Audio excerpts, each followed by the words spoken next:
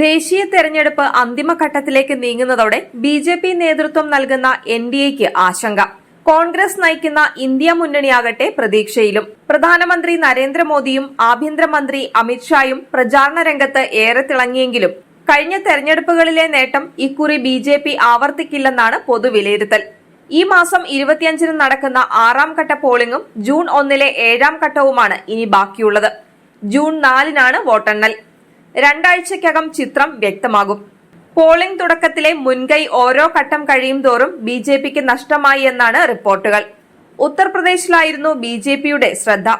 ഏറ്റവും കൂടുതൽ സീറ്റുള്ള യു.പിയിൽ മുഖ്യമന്ത്രി യോഗി ആദിത്യനാഥിനെ മുന്നിൽ നിർത്തി പരമാവധി സീറ്റ് പിടിക്കാൻ ബി.ജെ.പി. ശ്രമിച്ചു. അയോധ്യയിൽ രാമക്ഷേത്രം ഉയർന്നത് നന്നായി ചർച്ചയായി. എന്നാൽ ഇവിടെ കഴിഞ്ഞ തവണ ഒരു സീറ്റിൽ മാത്രം വിജയിച്ച കോൺഗ്രസ് അമേഠിയിലും റായ്ബറേലിയിലും അടക്കം ഏതാനും ചില മണ്ഡലങ്ങളിൽ തികഞ്ഞ പ്രതീക്ഷയിലാണ്. സമാജ്വാദി പാർട്ടിയുമായുള്ള സഖ്യം ഇരു കൂട്ടർക്കും പ്രയോജനം ചെയ്യുമെന്ന് കോൺഗ്രസ് നേതൃത്വം കരുതുന്നു. ഇവിടെ ഒറ്റയ്ക്ക് നിന്ന് പ്രതിപക്ഷ വോട്ടുകൾ ഭിന്നിപ്പിക്കുന്ന ബി.എസ്.പിയുടെ നിലപാട് ആർക്ക് ഗുണകരമാകുമെന്ന് കണ്ടറിയണം. മുസ്ലിം ഭൂരിപക്ഷ മേഖലകളിൽ ഇത് ഇന്ത്യ മുന്നണിക്ക് തിരിച്ചടിയാകാനാണ് സാധ്യത. ഉത്തർപ്രദേശ് കഴിഞ്ഞാൽ മഹാരാഷ്ട്രയിലാണ് കൂടുതൽ സീറ്റ്, 48.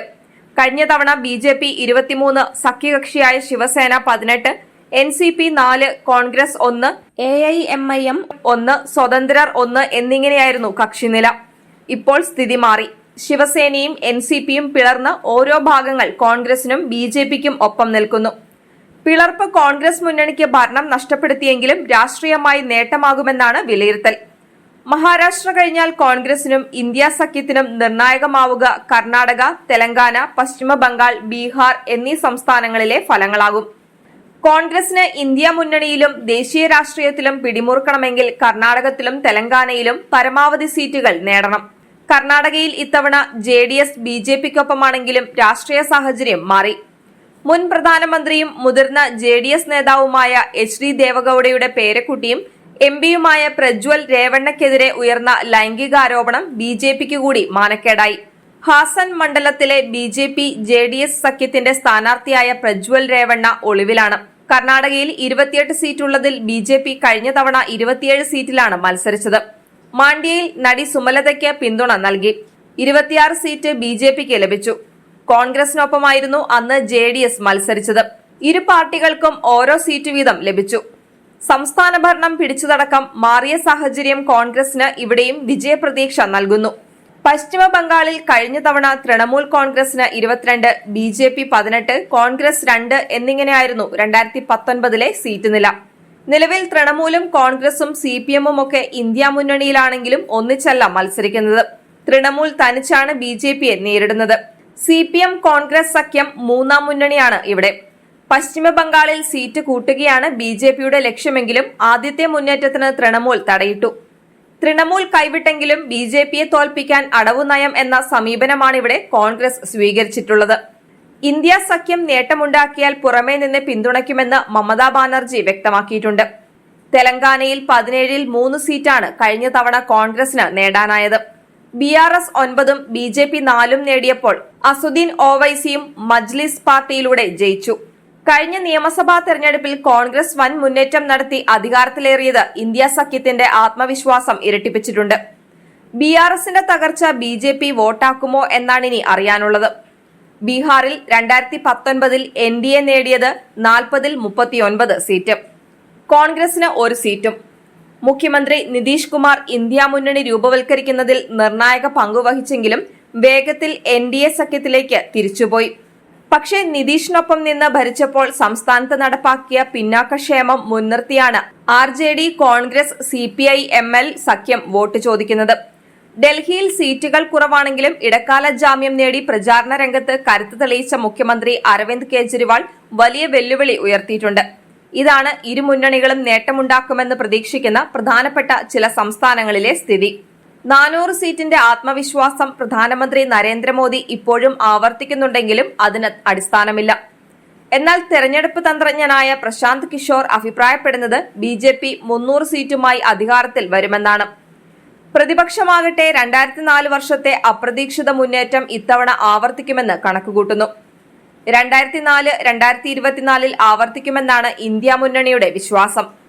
അന്ന് ഇന്ത്യ ഷൈനിങ് എന്ന മുദ്രാവാക്യവുമായി തെരഞ്ഞെടുപ്പിനെ നേരിട്ട ബിജെപിക്ക് അമിത ആത്മവിശ്വാസം തിരിച്ചടിയായിരുന്നു.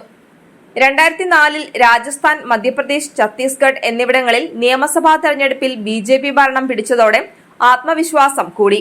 കോൺഗ്രസ് അന്ന് രാജ്യത്ത് വലിയ തിരിച്ചടി നേരിടുന്ന കാലം. അതുകൊണ്ട് തന്നെ 2004 രാജ്യത്ത് ബിജെപി ഭരണ തുടർച്ച നേടുമെന്ന വിലയിരുത്തലിൽ ബിജെപി നേതാക്കൾ തികഞ്ഞ ആത്മവിശ്വാസത്തിലായിരുന്നു. കാലാവധി തീരാൻ സമയം ബാക്കിയുണ്ടായിരുന്നിട്ടും ലോക്സഭ പിരിച്ചുവിട്ട് തെരഞ്ഞെടുപ്പ് നേരിടാൻ പ്രധാനമന്ത്രി വാജ്പേയി തീരുമാനിച്ചു. നാടും നഗരവും ഇളക്കി മാസ് പ്രചാരണം തുടങ്ങി. ഇന്ത്യ ഷൈനിങ്, ഇന്ത്യ തിളങ്ങുന്നുവെന്ന പ്രചാരണം കൊഴുത്തു.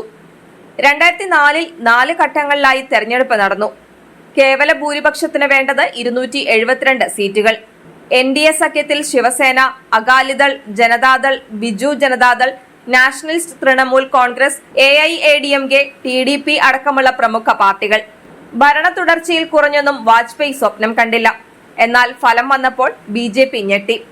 ബിജെപി 138 സീറ്റിൽ ഒതുങ്ങി. സഖ്യകക്ഷികൾക്ക് 185 സീറ്റുകൾ മാത്രം. NDAയുടെ ഭരണ തുടർച്ച സ്വപ്നം പൊലിഞ്ഞു. തകർന്നെന്ന് കരുതിയ കോൺഗ്രസ് 145 സീറ്റ് നേടി ഏറ്റവും വലിയ ഒറ്റകക്ഷിയായി.